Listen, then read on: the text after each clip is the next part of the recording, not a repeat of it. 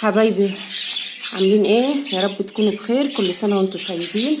هقول لكم على وجبه مفيده جدا جدا للعصافير، وهتفيد عصافيركم جامد، ويا رب ان شاء الله تستفيدوا مني في الفيديو ده وتعملوا الوجبه الجميله دي، انها هتخلي عصافيركم كلها حركه ونشاط، وتستمر في كميات من الافاده كبيره قوي في جسمها.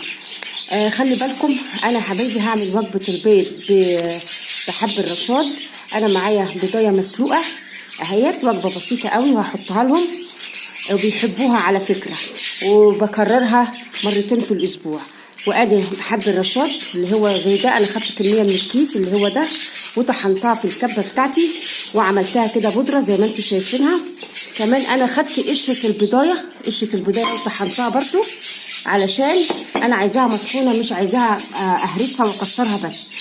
هقول لكم ليه انا طحنه قشره البيضه دلوقتي. يبقى عرفنا الوجبه اهيت المكونات بتاعتها. بروح عامله ايه؟ بهرس البيضه،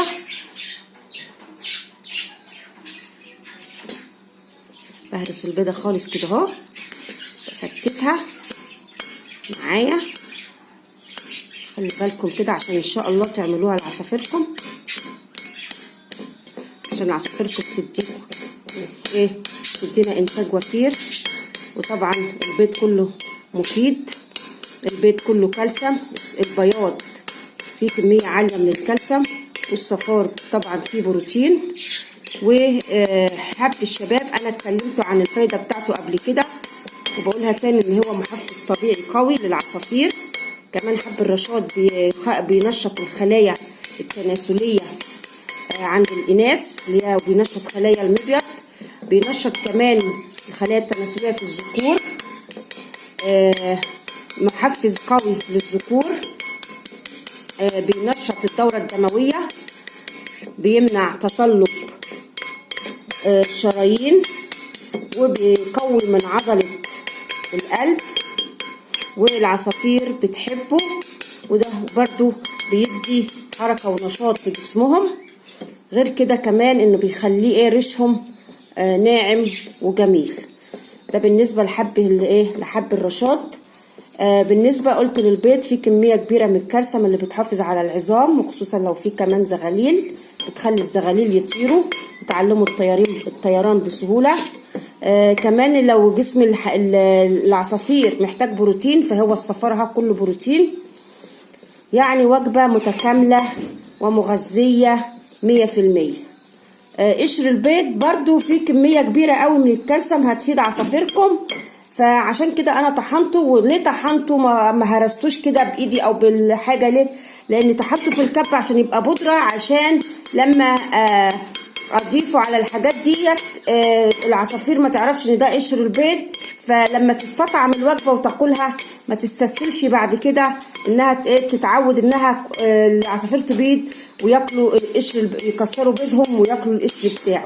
فانا عايزه اخفي عنهم حكايه ان القشر البيض ده هو ده اللي انا حطاه على الوجبه بتاعتهم. فطبعا قشر البيض فيه كميه كبيره قوي من الكالسيوم، هتمد جسمهم، هتعالج ريشهم، هتخلي ريشهم جميل، هتعالج العظام عندهم، مش هتخلي فيها يعني حاجه في العظام. الزغاليل هتتعلم الطيران بسهوله. ادي البيضه لازم تتهرس كويس، لازم اهرس البيضه كويس عشان يعرفوا ياكلوها. طبعا انا بحطها في الاكلات، وبعد كده لمده معينه 5-6 ساعات، وبعد كده بشيلها. الباقي منها من الوجبه دي برميها، وبغسل العلب، وبعد كده بحط لهم الاكلات العاديه بتاعتهم المعروفه. الوجبه الاساسيه دي بتبقى عباره عن وجبه اضافيه مع الوجبه الاساسيه بتاعتي اللي انا بحطها كل يوم. الوجبه الاساسيه بتتحط كل يوم اللي هي وجبه الحبوب، اما دي تعتبر وجبه اضافيه من ضمن الوجبات، ان انا عامله جدول للعصافير وبمشي عليه كل يوم وجبه اضافيه مع الوجبه الاساسيه بتاعتهم. لازم البيضه تتهرس كويس قوي عشان تتاكل بسهوله، ويقدروا ياكلوها وياكلوا الكميه كلها. ولو كلوا الكميه كلها في الوقت اللي انا محدده لهم اللي هو 5-6 ساعات، يا ريت يبقى خير وبركه. ما كلوش في المده ديت بشيل الاكل وارمي الباقي منه، لان البيض طبعا لو قعد مده طويله اكتر من كده بيفسد. صفار على البياض. دي وجبة مغذية متكاملة 100%. بروتين وكالسيوم وحاجات جميلة وفوائد.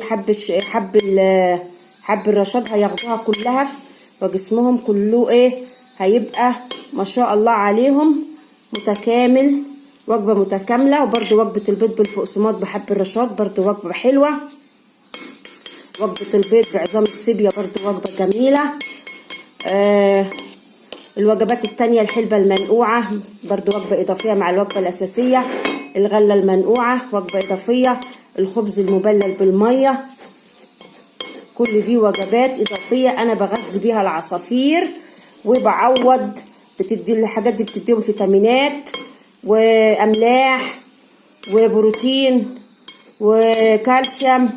فطبعا عصافيرك تبقى متأسسة، تبقى حلوة، تحافظ عليها، تحافظ على ريشها، ينمو الريش بسهولة. وخصوصا لما تبقى في وضع تغيير الريش لأول مرة، ما تحسش ان هو يعني تعبها في تغيير الريش. حاجة جميلة كده وحاجة مغذية لعصافيرك. حتى انت كمان لما تحس ان هم كده متغذيين وحلوين ونشطة قدامك وكلهم حركة ونشاط، هتبقى مبسوط وفرحان وهتعمل لهم كل اللازم. ادي وجبة اساسية ووجبة اضافية هيت هتتحط مع الوجبة الاساسية بتاعتي اللي هي وجبة الحبوب. طبعا انا خلاص كده فرمت البيضة حلوة قوي كويس جدا، كفاية كده. بروح بقى جايبة قشر البيضة، القشر بتاعها بروح ضيفاه كله خلاص. بروح جايبة كمان حب الشباب، عفوا حب الرشاد اللي انا فرمته في الكبة اهو. هروح ضيفاه برضو للبيض واروح مقلبه كله مع بعضه. حب الرشاد مع البيض مع قشر البيض.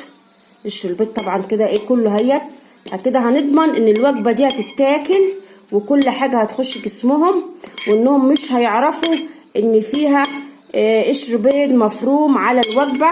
ليه؟ علشان احنا ما نعودهمش ان احنا لما ياكلوها ان دول ما يعرفوش ان فيها قشر بيض، عشان ما يستسهلوش بعد كده البيض بتاعهم ويكسروه ياكلوا القشر بتاعه. احنا بنحافظ على البيض وعايزين كمية كبيرة من البيض بتاع العصافير عشان يطلع لنا زغاليل، عشان احنا بنربي الهدف الانتاج، او حتى لو بنربي الهدف الزينة نكتر العصافير عندنا. اهي وجبة متكاملة ومتوازنة 100%. الكالسيوم هياخدوه من قشر البيض، محتوي جدا على كمية كبيرة من الكالسيوم. هياخدوه كمان هيستمدوه من البيضة نفسها، من البياض بتاع البيضة. هياخدوا البروتين من الصفار.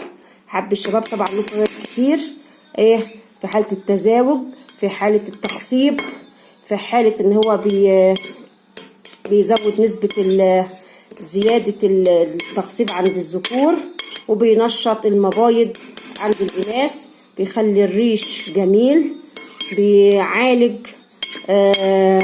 عضلات القلب، يعني بينشط عضلة القلب، بيقوي الدم، بيزود نسبة الأكسجين في الدم. يعني له فوائد كتير جدا بالنسبة للعصافير. وطبعا أنا قلت قبل كده ممكن كمان في وجبة الفطار إن أنا أضيفه. أدي خلاص الوجبة كده كملت، هتتحط بقى. ادي الوجبه كملت اهيت. هتتحط فين؟ هتتحط قدام في العلبه قدام العصافير خلاص كده. ودي كانت الوجبه الاضافيه بتاعت اليوم اللي هتتحط مع الوجبه الاساسيه. ممكن كمان انا حاطه فيها السيبيا المفرومه او اللي انا طحناها زي البودره. في هنا بقى برضو ممكن احط حب الرشاد ده سليم كده، هو حب صغير احمر. ممكن احطه كمان مع الوجبه الاساسيه بتاعتي اللي هي وجبه الحبوب.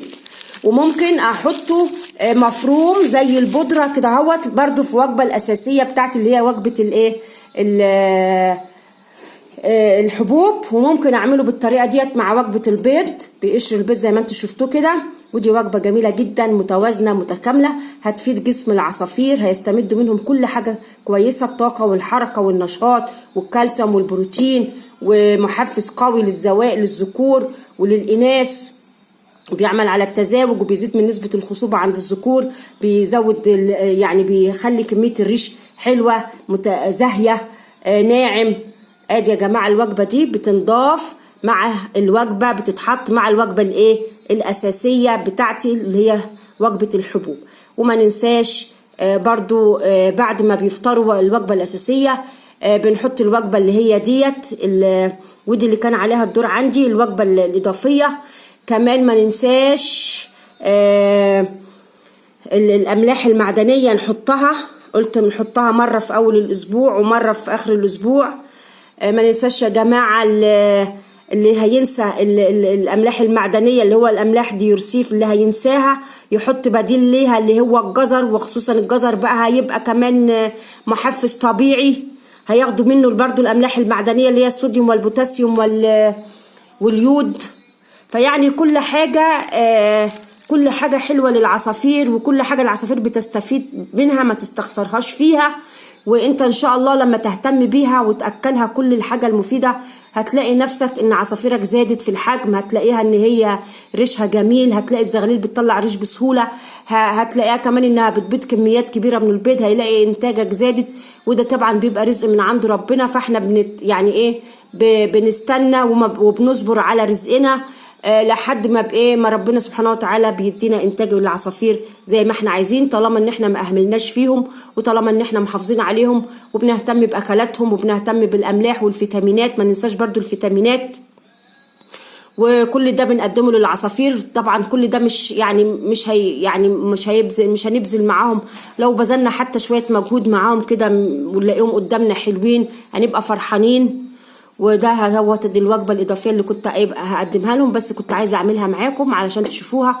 ويا ريت انتوا الاخرين كمان حبايبي، البيض موجود عندنا باستمرار، وطبيعي انتوا من الحاجات اللي بتشتروها من عند العلاف مع وجبه اللي هي الحبوب بنشتري كمان اللي هو حب الرشاد، ده بيبقى برضو معاه وبيدنوا عندنا على طول. وقلت لكم مره قبل كده الكيس بيبقى من ده مليان، الكيس مليان اكتر من ده كمان، بيبقى ب5 جنيه، يعني مش مكلف، والبيض موجود عندنا. فاحنا ان شاء الله مش بنبذل مجهود في تجهيز الوجبه دي، بس اللي احنا هناخده منه يعني من الوجبه ان احنا هنشوف عصافيرنا حلوه ومصحصحه قدامنا وطالعه على الوقافه وبتطير وريشها جميل وحجمها كبير وما هياش ضعفانه ما هياش كسلانه. فطبعا ده بيشجعنا ان احنا نهتم بيها اكتر واكتر. يا رب تكونوا ان شاء الله استفدتوا من الفيديو ده حاجة، ويا رب ينول اعجابكم، ويا رب ان شاء الله باذن الله تدوني ان شاء الله بقى سبسكرايب وتفعلوا لي زر الجرس عشان يوصلكم كل جديد انا بقوله عن العصافير. وكل عام وانتم بخير، والسلام عليكم ورحمة الله وبركاته.